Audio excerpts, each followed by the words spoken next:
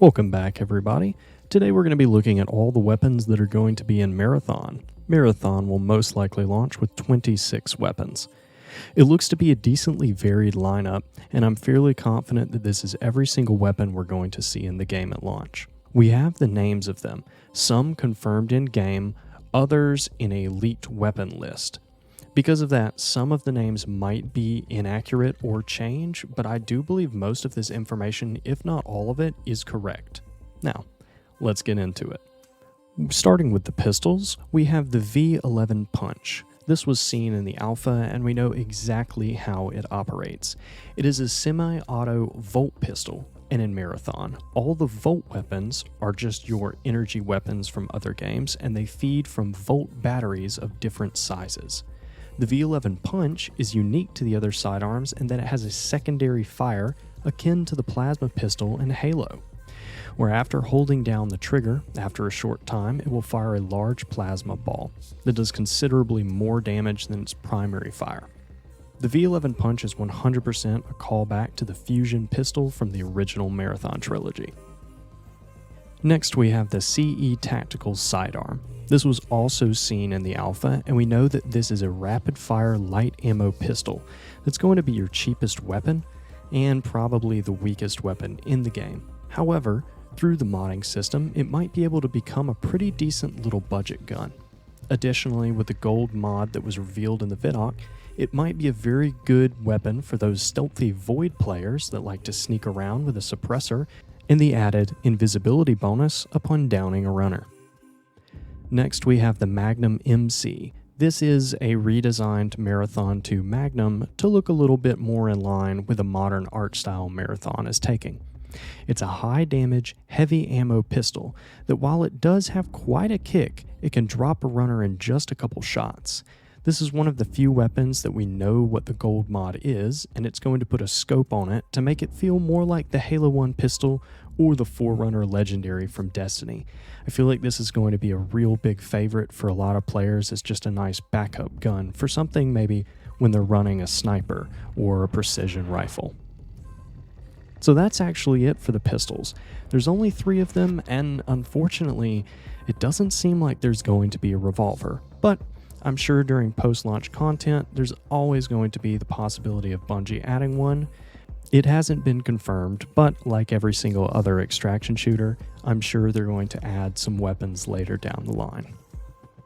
Next up are the SMGs, starting with a Volt SMG, being the V22 Volt Thrower. This is a fully automatic energy SMG that has the unique trait of slowing down its fire rate as it overheats. So it has a fire rate ramp down, pretty much the opposite of Sweet Business from Destiny 2.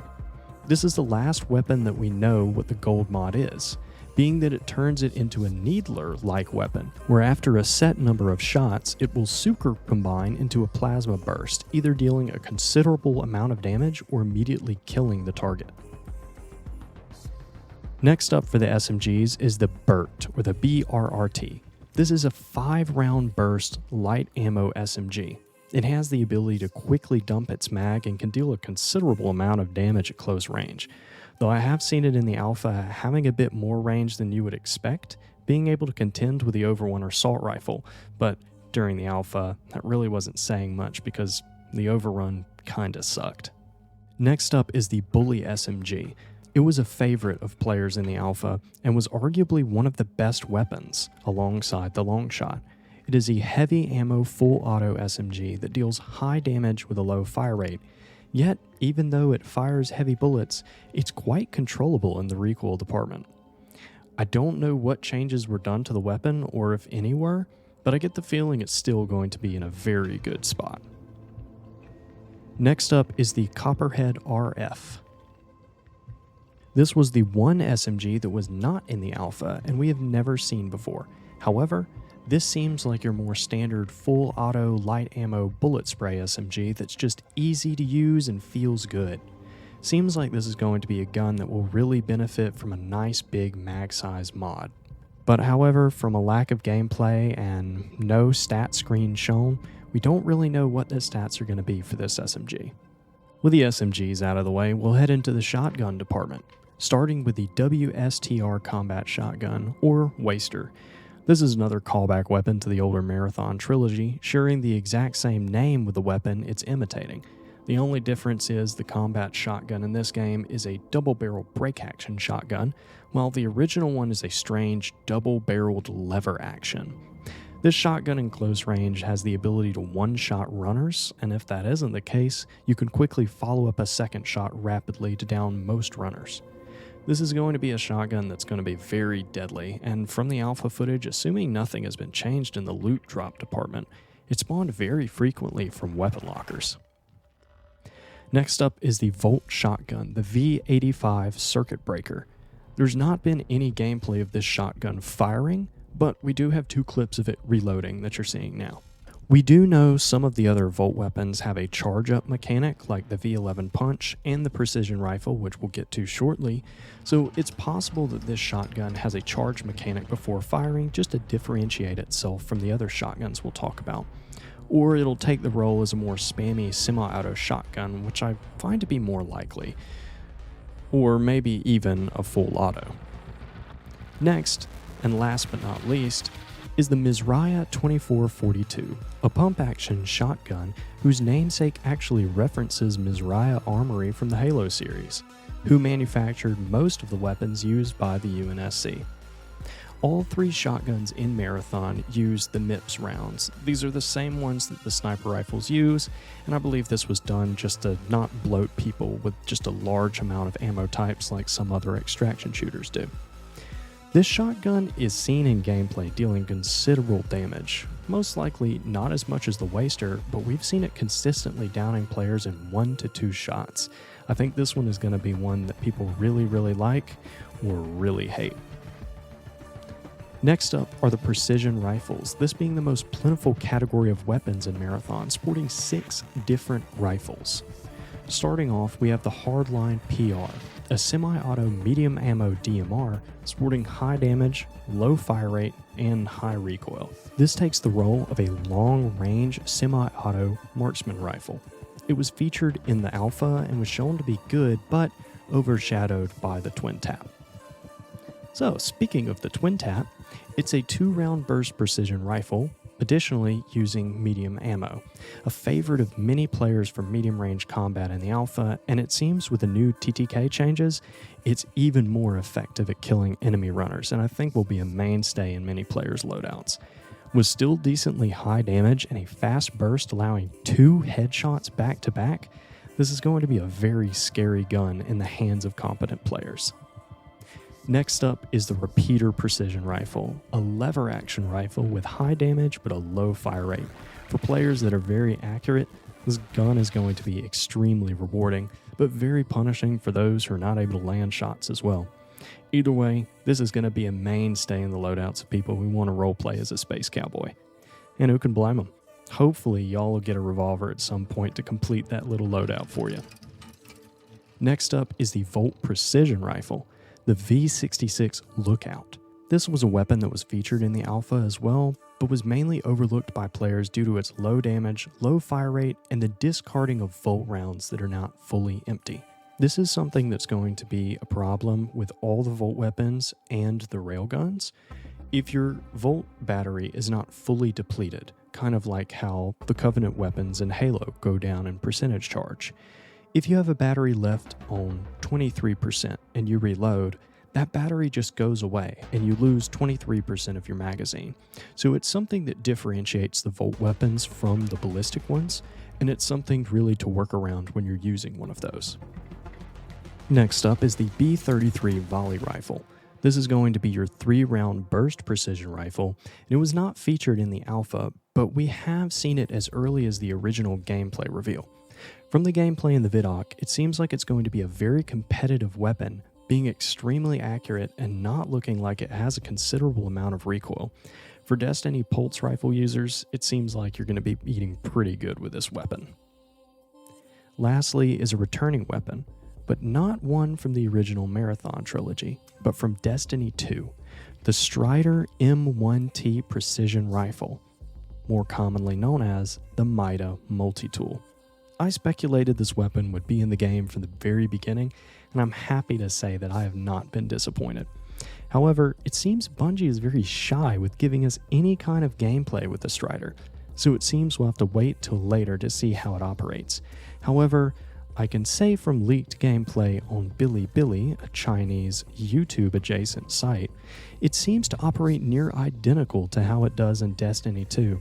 Additionally, the picture that you're seeing is not from in-game, but is actually an ornament for the Mida multi-tool in Destiny 2, presumably coming out near the release of Marathon with either a pre-order bonus, a premium edition bonus, or just as a bundle in the Eververse store. Next up, we have the assault rifles, starting with a good old Overrun AR. Though I probably shouldn't say good. A lot of people complain that the Overrun was just very underwhelming. Low damage, a decently sized magazine, but really not enough DPS to compete with any of the other weapons you would run into. However, it seems that our friend the Overrun has gotten a nice overhaul where it seems like it has a much more competitive fire rate, allowing us to down runners, hopefully, in a much more reasonable amount of time, rather than tickling them with marshmallows. Next up, we have the M77 AR. Now, a lot of you that didn't play the alpha or didn't watch a lot of gameplay might not have thought this was even in the alpha. However, it was. But I can't say I really saw anyone use it for more than a couple minutes. It has a slower fire rate than the Overrun AR, which was already lacking in the damage department. So I think many people didn't really give the M77 a chance. We do know it sports a higher damage than the Overrun and is very accurate at range, but due to a lack of gameplay, we're really not sure how effective the M77 may be. However, I do hope it's pretty good, as I think it's one of the more interesting looking assault rifles.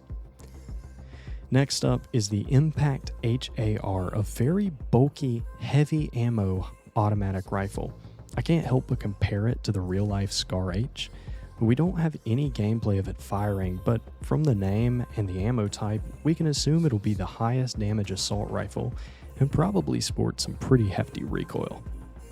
Lastly is the V75 Scar. That's the Volt assault rifle. I gotta say, whoever was making the Vidoc must have either really liked this weapon or secretly is the one that designed it, because this gun is everywhere. I've counted, and this gun shows up more than any other weapon in the Vidoc, even more than the Overrun.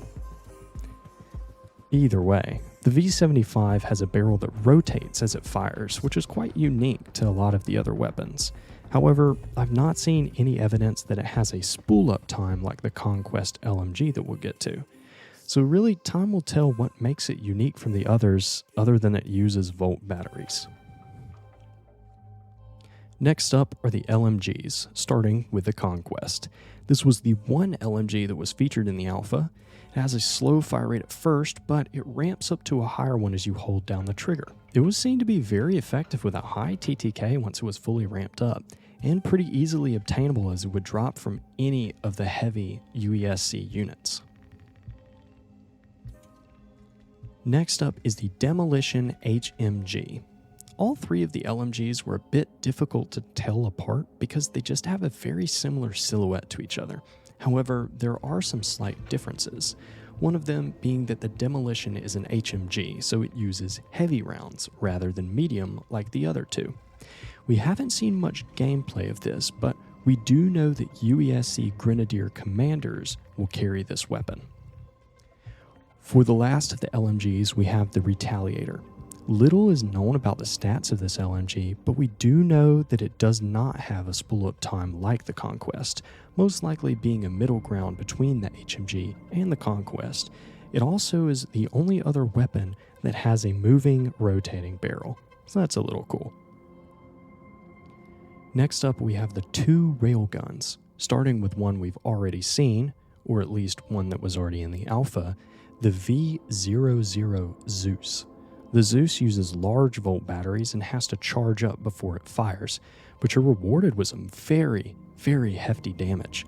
It's especially effective against UESC commanders and their purple shields. With only a couple shots and a lengthy reload, making your shots count really matters. We've not yet seen the ability to put a scope on it other than its default red dot. The Zeus looks to be a very powerful long-distance damage dealer if you're accurate. The second railgun in Marathon is the Ares. Little is known about the stats, but we do see it downing a glitch in one shot, and it appears to have a faster charge time than the Zeus, possibly making it a closer range railgun. Lastly are the snipers, starting with the beloved long shot. This sniper was seen in the alpha on almost every geared player due to its high damage, accuracy, and range. Starting with only 3 bullets in the magazine upgrades really helped boost the damage output of the long shot to really allow group fights. I see this weapon being a player favorite on release, but we'll have to see how it compares to the other 2 sniper rifles. So next up is the Outland, a very strange side-loading rifle featuring a bolting animation with the player turning the entire back of the gun, stock and all, sideways, cementing the Outland as one of the weirder weapons in Marathon. Little is known about the stats of the Outland, but its oddities will probably make it an automatic favorite for some players. Last is the Volt Sniper, the V99 channel rifle. We can see this being used by a UESC scout, which makes me think we'll be able to obtain this rifle fairly reliably from them. We see from the gameplay that it has a charge mechanic like the railguns, needing a moment before the player can fire. Assuming this is the trade-off for increased damage, it's likely the channel rifle may be the highest damage sniper in Marathon. And that right there is all of the weapons in Marathon. There are some weapon types missing, the most obvious being a revolver, but this space will allow Bungie areas to add new weapons in the future, which they most certainly will. Let me know in the comments below which weapons you're looking forward to using the most. I can already say my favorite's going to be the Mizraya 2442, as I love a good pump action shotgun, but I also can't wait to use the gold mod for the Volt Thrower. Comment too what weapons you'd love to see in Marathon in the future. I'm so excited to cover Marathon and play the game as we get closer to release and dive deep into each of the weapons offered to us in this awesome game. If you enjoyed this video, please like and subscribe. It really helps my channel and motivates me to keep making content for you all. And of course, feel free to leave any comments below the video. And with all of that said, have a blessed day. And this is Tau Ceti Network signing off.